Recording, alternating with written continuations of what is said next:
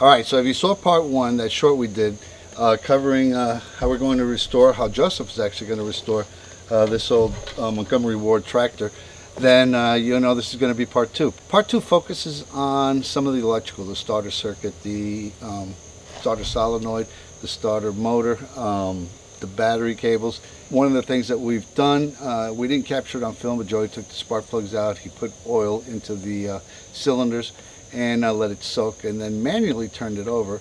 You can see that right here where he's turning it over by the flywheel.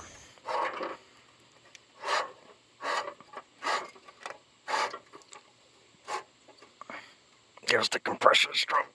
Okay. Well, at least we know it's not seized. Yeah. Going on, what we did, and this was quite a chore. Actually, I say we, but Joey did the work. Is replace the starter.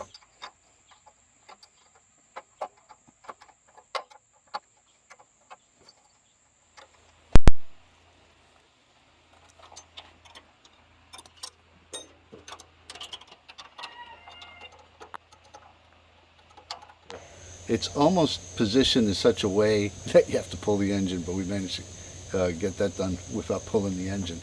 And that was no fun either.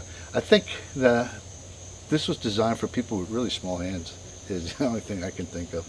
And once we replaced the solenoid, we replaced some of the battery cables, and then gave it a test shot. All right, so the next step is replace the solenoid.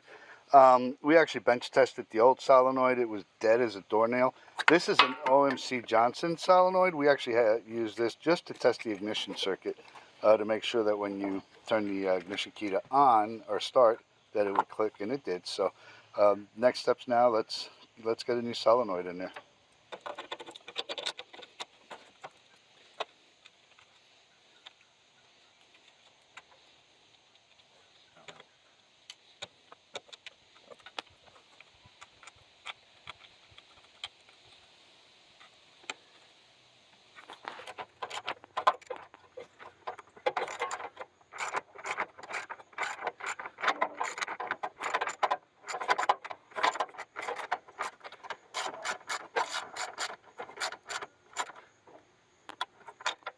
So one of the things we're doing is replacing the main battery cables, and might as well, as long as we're here.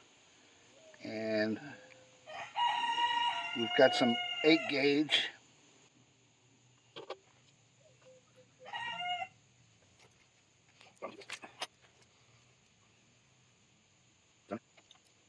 We could have brought out the heat gun, but that's just one level of aggravation we chose to avoid.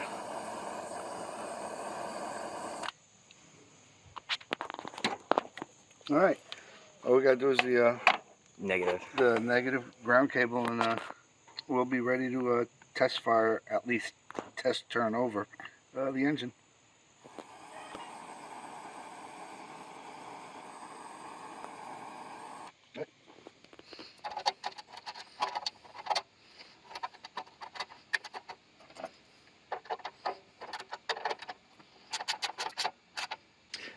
New battery cables should help bring this girl back to life, I would think. So one of the things Joey did was replace this not OEM aftermarket add-on fuse, 30 amp, with a 30 amp fuse, automotive style fuse, so that if we need to, we'll be able to get to it.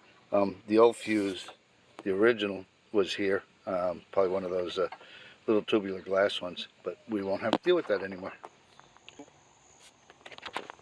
Well, the new starter is installed. You can see it right there. The new solenoid is installed.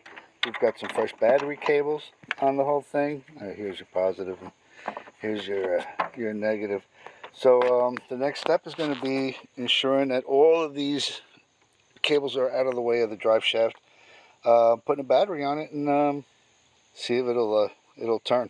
Hopefully it will. All right, we're at a point we're going to go ahead and hook up the battery.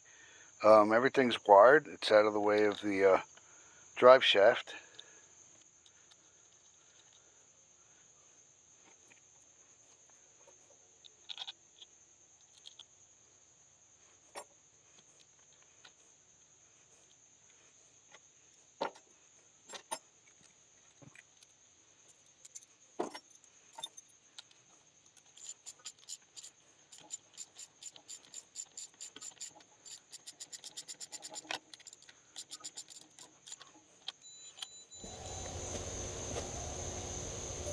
All right, for the big test, let's see if the new wiring and starter and everything is going to turn the engine over. Success. Now we don't expect it to start. There's no fuel. That's probably going to be the next step. That's a big improvement. Yeah, that's huge.